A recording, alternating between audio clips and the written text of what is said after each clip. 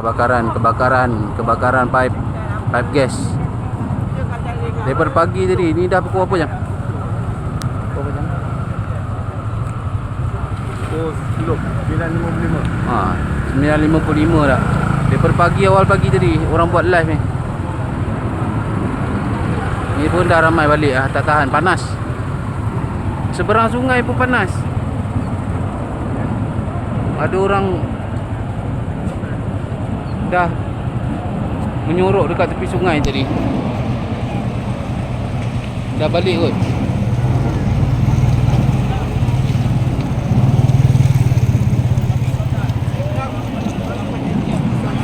Oh gila.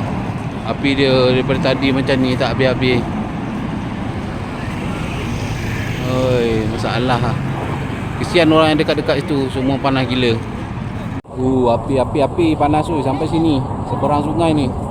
Tu orang lari duduk kat tepi Sungai Kelang.